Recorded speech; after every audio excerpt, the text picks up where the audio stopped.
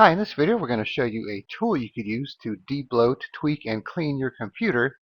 Alright, so the tool is called Sparkle. There are several places you could get it here. You could go to the GitHub page to get it. They have a website here, getsparkle.net. You can download it and get to the GitHub page there as well. And then they have another page, this parcoli.com Sparkle. And you could go to the GitHub page and download it from here as well. So either way should be fine. The GitHub page might have the latest version. It might be updated more than the website, so you might want to check there first.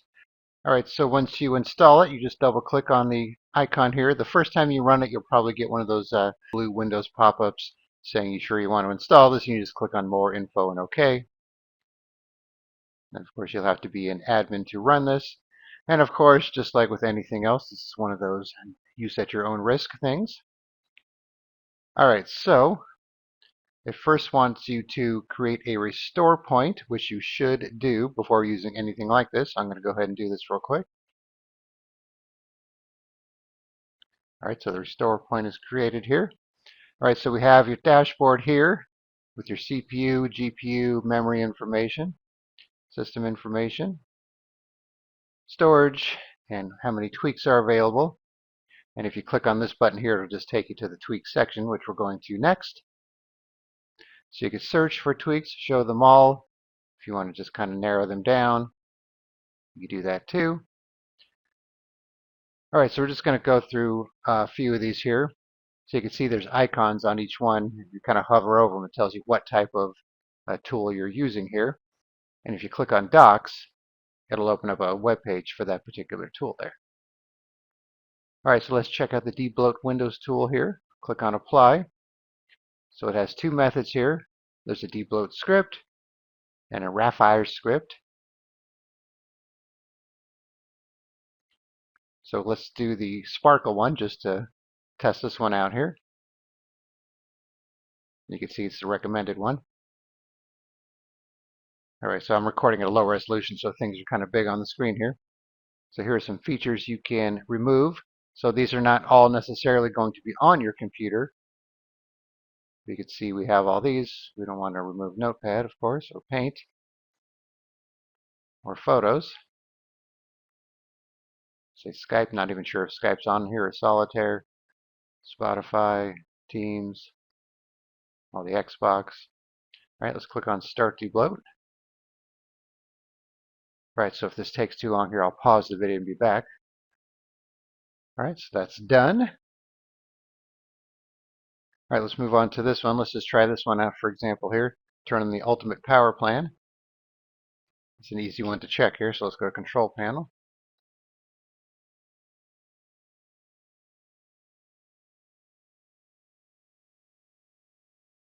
All right, so you can see it enabled the Ultimate Performance Plan, which is usually hidden by default, so that worked. You want to set the 24-hour clock, align your taskbar to the left, and turn it off if you change your mind.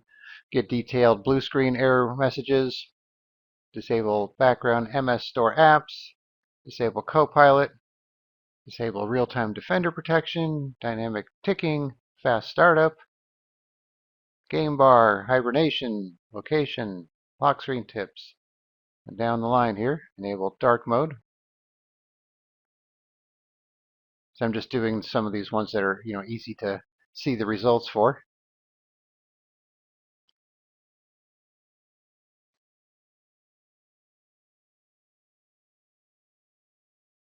So you can see there are a lot of options here, so I'm just going to scroll through them rather than read them all to you. This is a nice one here to remove OneDrive. Let's try that one out actually.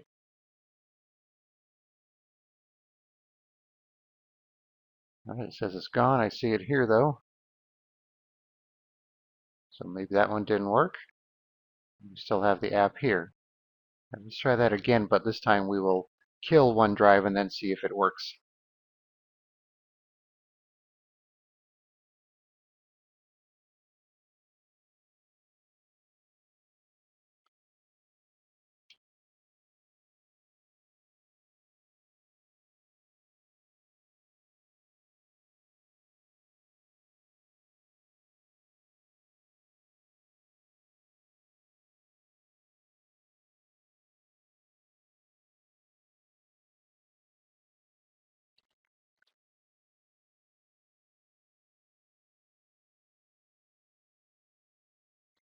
Nope, so that didn't work. Right, this is a good one to try here. Revert the context menu to Windows 10. You can see how some of them restart Windows Explorer here.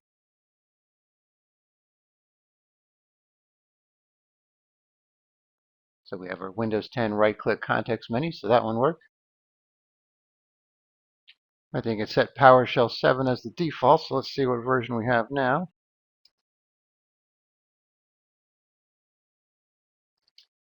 All right, we're at version 5 here.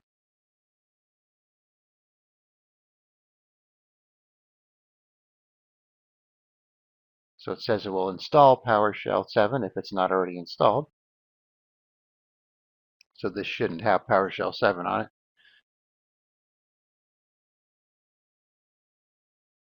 All right, let's try it again here.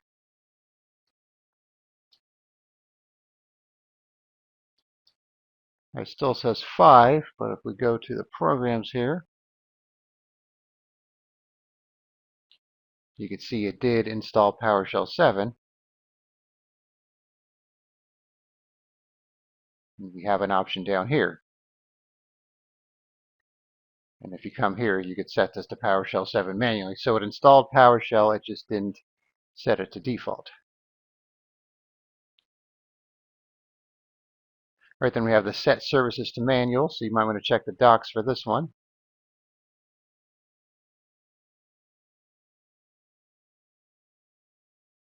So you can see which ones it's going to change. I don't know if you'd want to mess with something like this because it sounds like something that'll cause a problem. Set the time to UTC. Set Win32 priority separation. Show seconds in the taskbar clock. I don't have the taskbar clock shown, so that's not going to help me here. All right, so that's the tweaks. Now we have utilities here.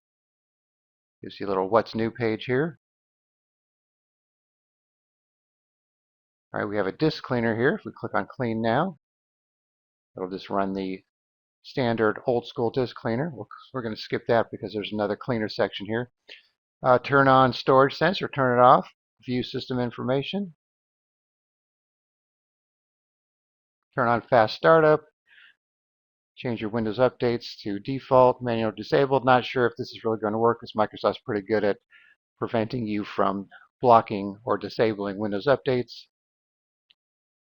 Change your power plan, flush DNS cache, do a network reset. All right, so here's the cleaner. So if we do clean temporary files, for example, apply. So 6 gigs of files clean there. I'll put the prefetch.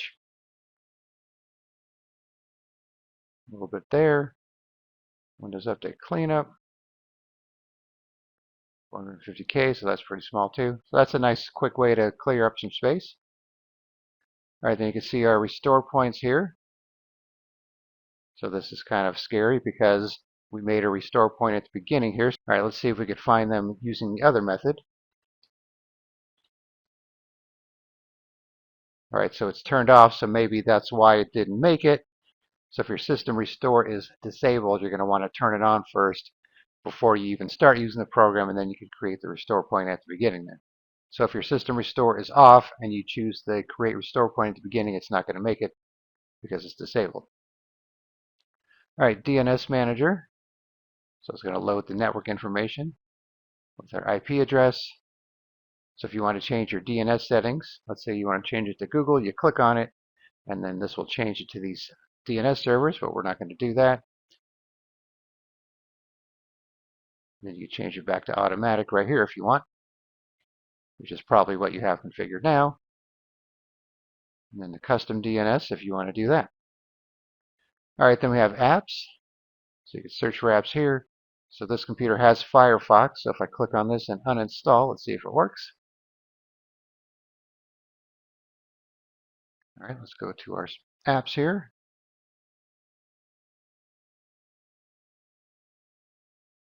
Nope, apparently that did not work.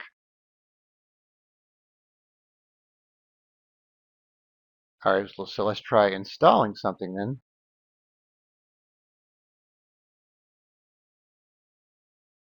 So I'll probably pause the video for this installation. All right, let's see if we have Brave installed.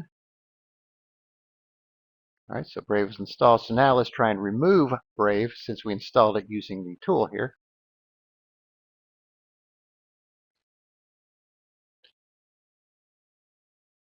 All right, so you could have it delete your browsing data, but we don't have any since we never used it.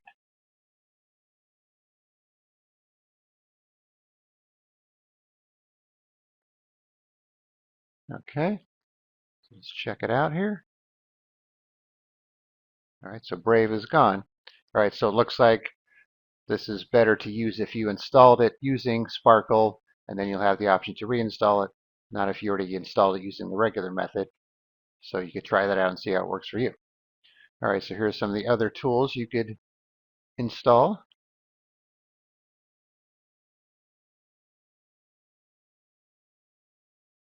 So quite a bit of them here.